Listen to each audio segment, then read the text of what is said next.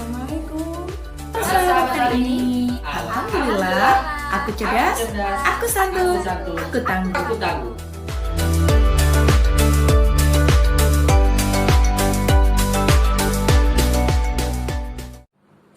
Assalamualaikum warahmatullahi wabarakatuh. Apa kabar Jenius hari ini?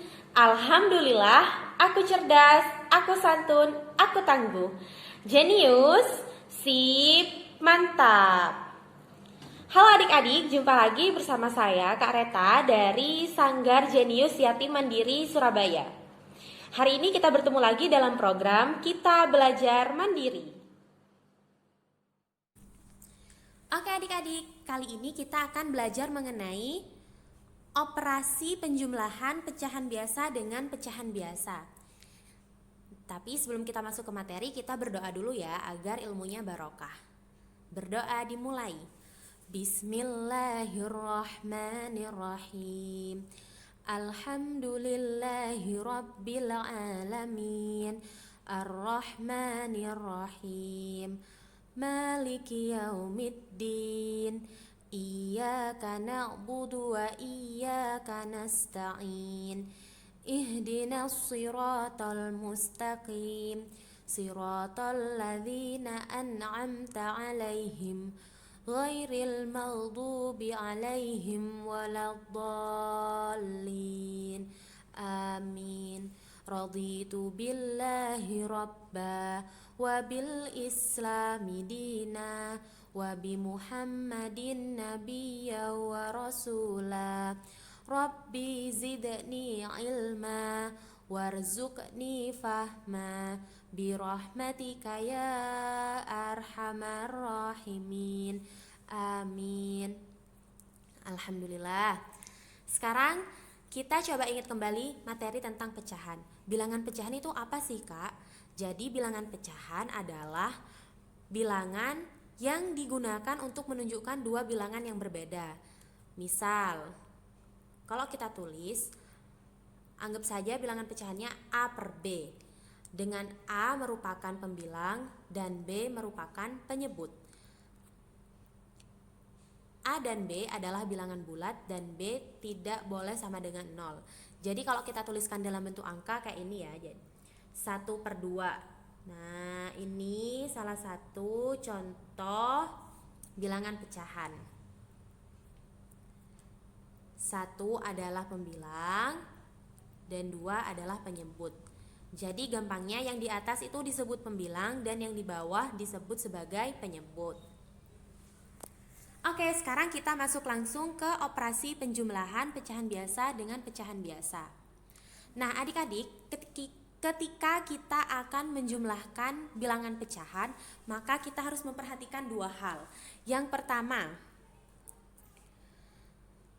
ketika adik-adik akan menjumlahkan pecahan dengan penyebut yang telah sama, maka adik-adik dapat secara langsung menjumlahkan pembilang-pembilangnya. Jadi, kalau pecahan itu yang dijumlahkan cuma pembilangnya aja atau yang atas aja. Nah, yang di bawah itu nggak perlu dijumlahkan.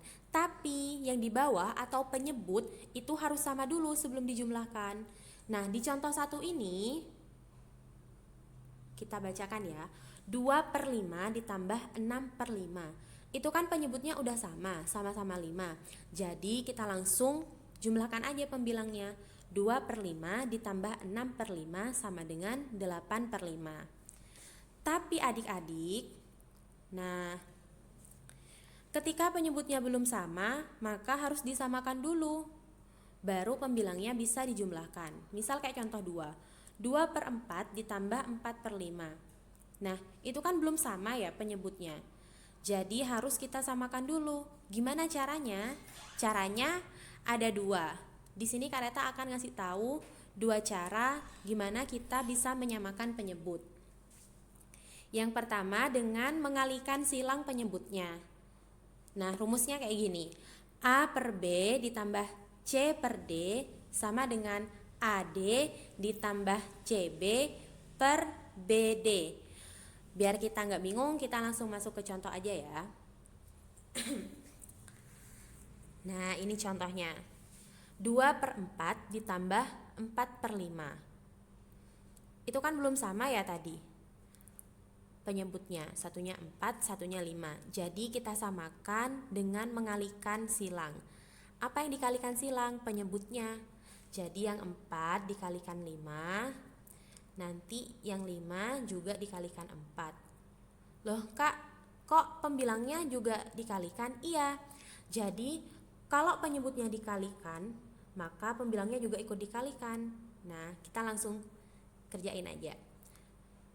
Karena 4 dikali 5, karena penyebutnya dikali 5, maka pembilangnya juga harus dikalikan 5. Nah, ini. Jadi 2 dikali 5 per 4 dikali 5 ditambah 4 kali 4 per 5 dikalikan 4 sama dengan 10 per 20 ditambah 16 per 20. Hasilnya 26 per 20.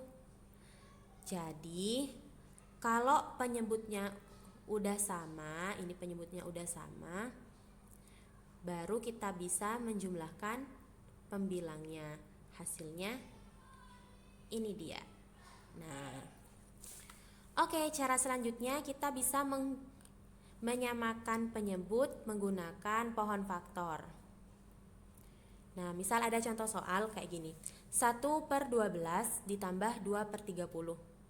Itu kan belum sama ya penyebutnya. Satunya 12, satunya 30. Nah, kita bisa menggunakan dengan pohon faktor. Kita cari KPK-nya. Kita cari kelipatan persekutuan terkecilnya. Caranya gimana? Nah, kita bikin pohon faktor kayak gini.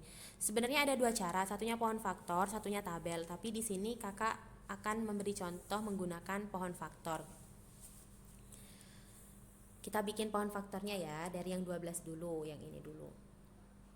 Kita tulis di sini 12.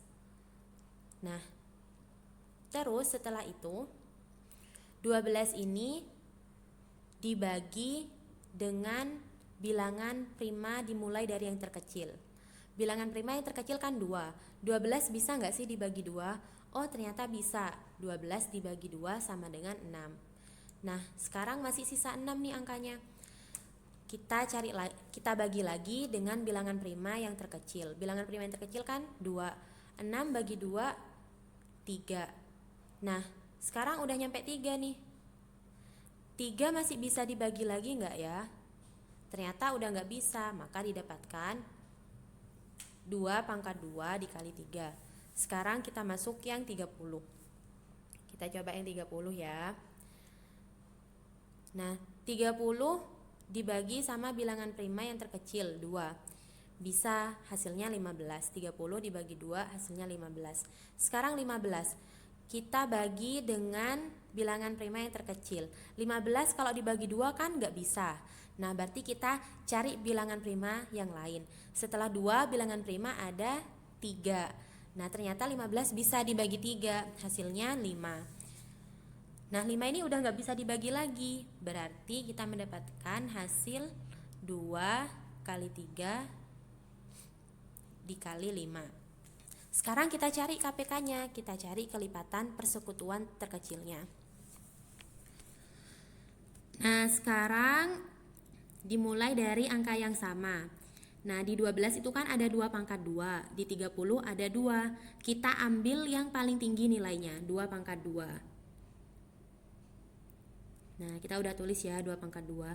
Selanjutnya ada angka yang sama, ada 3. Jadi karena nilainya sama, yang di 12 3, yang di 30 juga 3, kita ambil salah satu aja, kita tulis 3 gitu ya.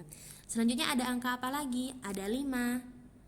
Kita langsung masukin aja karena dia berbeda dan dia juga tinggi gitu kan. Jadi kita temukan kelipatan persekutuan terkecilnya adalah 2 pangkat 2 dikali 3 dikali 5 hasilnya 60. Nah, sekarang kita balik lagi ke soal ya adik-adik. Berarti sekarang kita mencari kira-kira 12 dikali berapa ya yang menghasilkan 60. Pun yang 30 juga. 30 dikali berapa ya yang hasilnya 60? Oke, kita langsung tulis aja.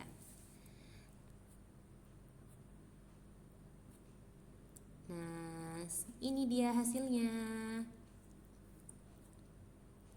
Jadi 1 per 12 ditambah 2 per 30 sama dengan 1 dikali 5 per 12 dikali 5 ditambah 2 kali 20 per 3 dikali 20 menghasilkan 5 per 60 ditambah 4 per 60. Nah sekarang kan udah sama ya penyebutnya.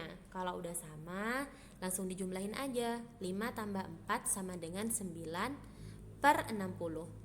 Jadi hasilnya 1 per 12 ditambah 2 per 30 sama dengan 5 per 60 ditambah 4 per 60 sama dengan 9 per 60. Yeay! Ada yang masih bingung? Sekarang kita langsung masuk contoh soal aja. Adik-adik, kalau kita bingung, kita langsung nyoba kerjain soal. Jadi kalau kita semakin sering berlatih, insya Allah nanti bakal semakin jago ngerjainnya. Soal yang pertama, 1 per 5 ditambah 3 per 5. Nah tadi seperti yang udah Kak Reta bilang, kalau penyebutnya udah sama, maka pembilangnya langsung dijumlahkan aja. Tada! Hasilnya 4 per 5. 1 per 5 ditambah 3 per 5 sama dengan 4 per 5. Kita masuk soal yang nomor 2. Waduh, gimana nih? Gak sama penyebutnya. Kalau gak sama penyebutnya, berarti kita harus menyamakan dulu. Adik-adik bisa menggunakan perkalian silang atau bisa menggunakan pohon faktor untuk mencari KPK-nya. Nah, Kak Reta mau pakai pohon faktor nih. Nah, yang 8 bagi 2 hasilnya 4. 4 bagi 2 hasilnya 2. Berarti menghasilkan 2 pangkat 3. Kalau yang 6 menghasilkan 2 kali 3. Berarti KPK-nya kita cari yang paling tinggi ya. Yang paling tinggi ada 2 pangkat 3 dikali 3 sama dengan 24. Berarti KPK-nya adalah 24. Nah sekarang kita lanjut masuk lagi ke soal. 8 kali berapa ya yang hasilnya 24, pun 6 juga dikali berapa ya yang hasilnya 24. Tada, ini dia.